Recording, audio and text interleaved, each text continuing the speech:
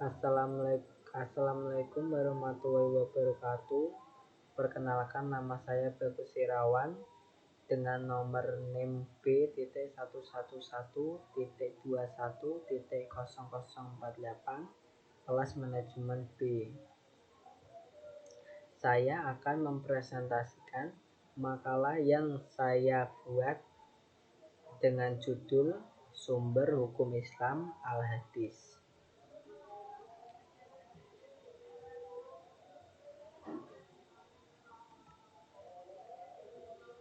Selanjutnya, saya akan membahas tentang pokok pembahasan yang saya buat di makalah ini, meliputi 1. Pengertian hadis, 2. Tingkatan hadis, 3. Istilah-istilah hadis, 4. Fungsi dan kedudukan hadis. Selanjutnya, apakah hadis itu? Hadis merupakan segala yang disadarkan kepada Nabi Muhammad SAW yang menjadi tumpuan umat Islam sehingga saat ini.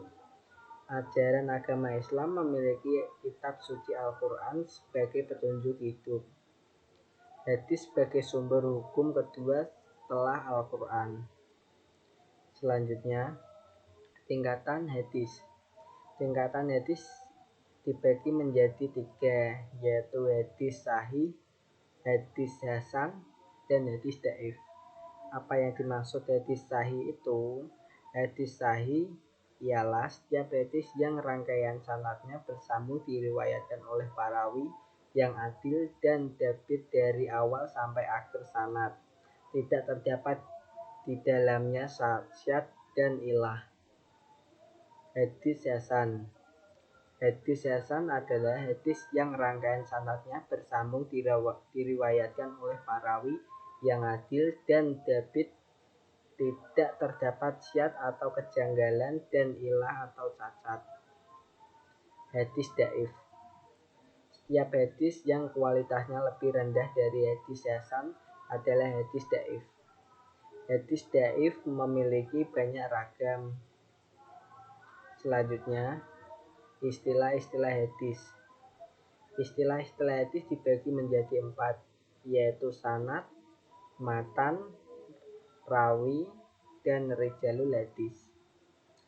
Sanad adalah rangkaian para periwayat yang menukilkan isi hadis secara berkesinambungan dari yang satu kepada yang lain sehingga sampai ke periwayatan terakhir. Matan. Matan adalah isi yang terdapat dalam hadis itu sendiri, baik berupa perkataan, perbuatan, sifat Nabi atau tindakan dan perbuatan para sahabat yang dibiarkan oleh Nabi. Rawi. Rawi adalah orang yang menerima suatu hadis dan menyampaikan kepada orang lain. Dalam satu hadis biasanya terdapat beberapa orang rawi atau disebut ruwat. Terakhir, rijalul hadis adalah orang-orang yang terlihat dalam periwayatan suatu hadis, yaitu para perawi hadis itu sendiri. Selanjutnya, fungsi dan kedudukan hadis. Sekiranya hadis Nabi hanya berkedudukan sebagai sumber sejarah, niscaya perhatian ulama terhadap penelitian kesahihan hadis akan lain daripada sekarang ini. Kemudian, hadis menurut kesepakatan mayoritas ulama adalah sebagai salah satu sumber ajaran Islam. Akan tetapi, terdapat juga sekelompok kecil dan kalangan ulama dan umat Islam telah menolak hadis sebagai salah satu sumber ajaran Islam. Mereka ini bisa dikenal dengan sebutan inkar al-sunnah.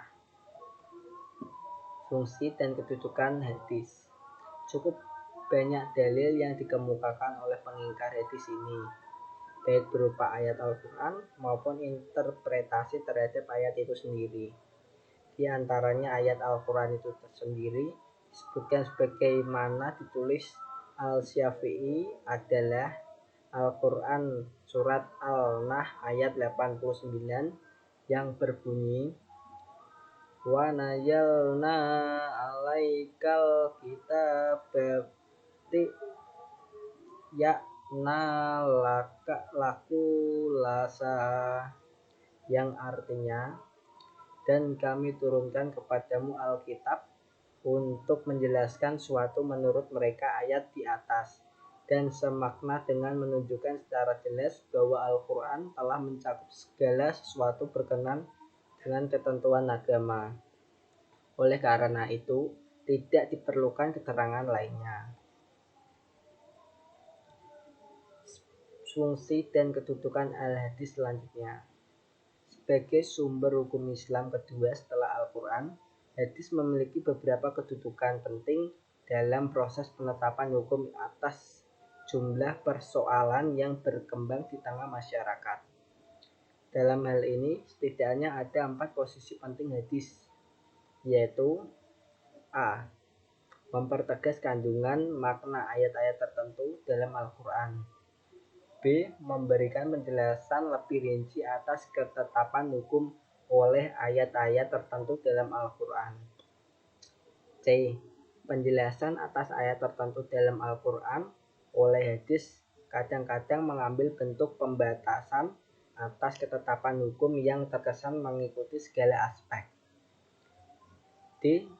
Memberikan pengecualian terhadap putusan hukum dalam ayat-ayat Al-Quran. Sekian presentasi dari saya, kurang lebihnya saya mohon minta maaf. Wassalamualaikum warahmatullahi wabarakatuh.